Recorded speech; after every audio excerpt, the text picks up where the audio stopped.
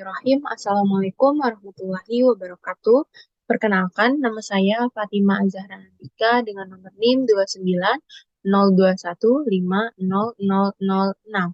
Program Studi Akuntansi Fakultas Ekonomi dan Bisnis Universitas Pancasakti, Bekasi. Pada video kali ini, saya bermaksud untuk memenuhi tugas UAS pada semester 3 kali ini dengan judul pembahasan materi yaitu mengenai perolehan dan disposisi aset tetap dengan mata kuliah intermediat dengan dosen pengampu Ibu Dr. Adelina Suryati, SE, MAK, CMA, CBV. Nah, pembahasan yang pertama di sini yaitu mengenai definisi aset tetap.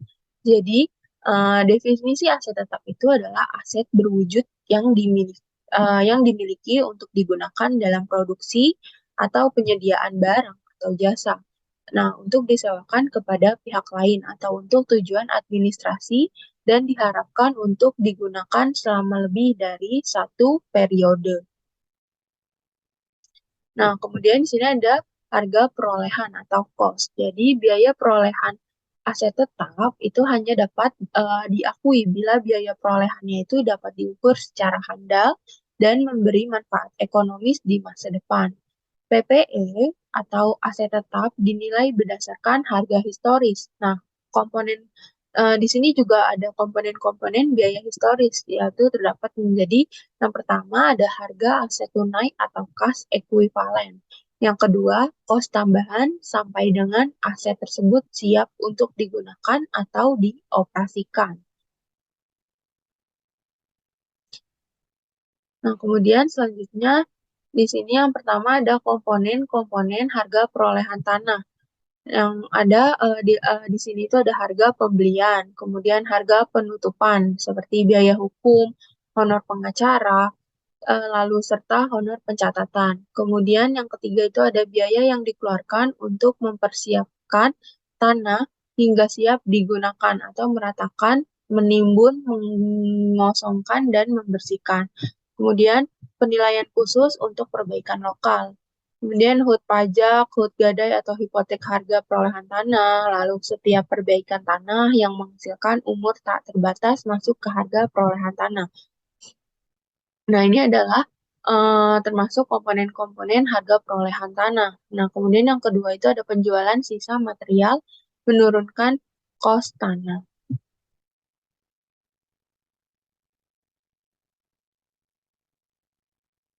Nah, kemudian selanjutnya di sini ada perbaikan atau improvement tanah, gedung, dan peralatan.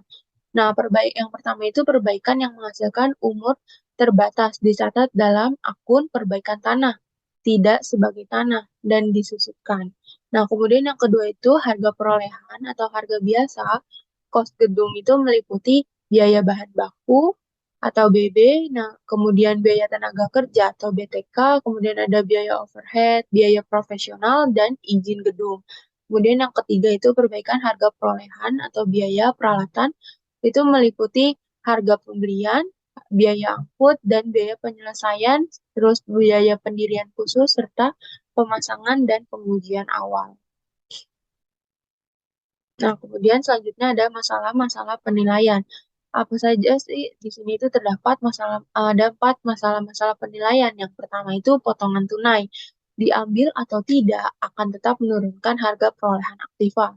Kemudian yang kedua, aktiva dibeli menggunakan kredit jangka panjang dicatat pada nilai sekarang atau PV dari pertimbangan yang dipertukarkan. Kemudian yang ketiga ada cost aktiva. Nah, diperoleh melalui pembelian lump sum basket purchase yang dialokasikan ke aktiva atas dasar nilai pasar wajar yang relatifnya. Kemudian yang keempat, jika aktiva diperoleh melalui pertukaran dengan saham, maka nilai pasar saham itu menjadi dasar penilaian. Nah, kemudian selanjutnya adalah pelepasan atau disposisi aset tetap. Nah, aset tetap atau pabrik bisa itu yang pertama itu diberhentikan secara sukarela atau dilepaskan melalui penjualan, pertukaran, konversi terpaksa.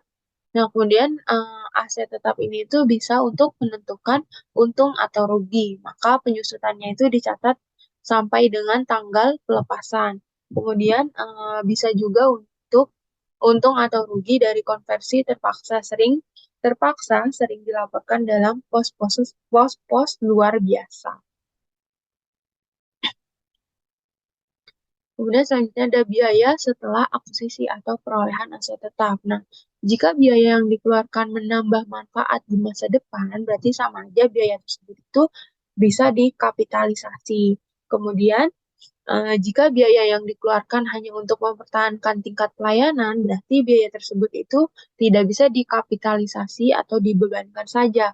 Kemudian, biaya setelah akuisisi aktiva itu dapat diklasifikasikan sebagai yang pertama itu penambahan, kemudian yang kedua perbaikan dan penggantian, yang ketiga penyusunan kembali dan pemasangan kembali, yang keempat itu adalah reparasi. Nah, kemudian selanjutnya di sini ada penyusunan dan pemasangan kembali. Nah, jika biaya pemasangan itu semulanya itu diketahui, perhitungan biaya penyusunan atau pemasangan kembali sebagai penggantian atau nilai tercatat diketahui. Nah, jika biaya pemasangan semulanya itu tidak diketahui dan biaya penyusunan atau pemasangannya kembali, jumlahnya material dan bermanfaat bagi periode mendatang, maka kapitalisasikan sebagai harta. Nah, kemudian jika biaya pemasangan semulanya itu tidak diketahui dan biaya penyusunan atau pemasangannya kembali tidak material atau manfaat masa depannya diragukan, berarti masukkan biaya itu sebagai beban pada saat terjadi. Kemudian selanjutnya itu ada reparasi. Reparasi itu dibagi menjadi dua. Yang pertama itu ada reparasi biasa. Nah, reparasi biasa itu dibebankan biaya reparasi pada saat terjadi.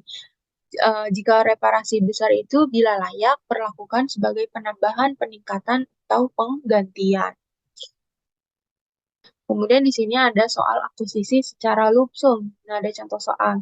Misalkan PT Ikraf membeli beberapa perlengkapan dengan harga keseluruhan 600 juta berupa bangunan, kendaraan, dan peralatan.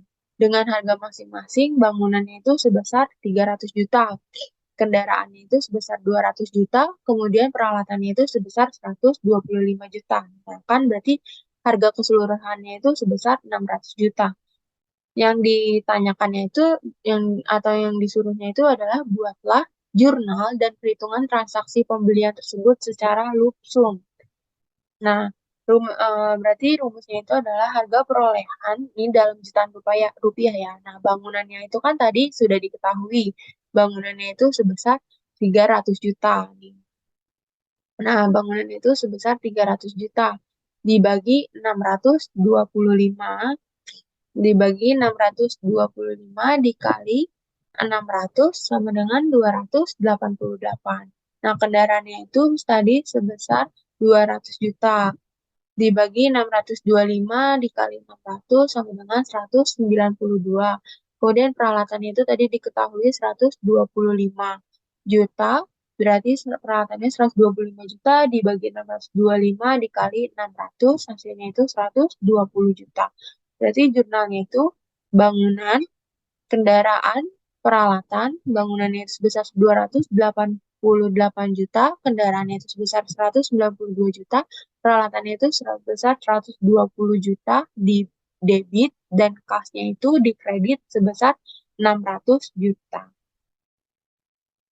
Mungkin sekian materi yang dapat saya sampaikan pada kali ini. Saya mohon maaf jika ada kesalahan dalam penyampaian materi. Kurang lebihnya mohon maaf. Wassalamualaikum warahmatullahi wabarakatuh. See you the next video. Bye.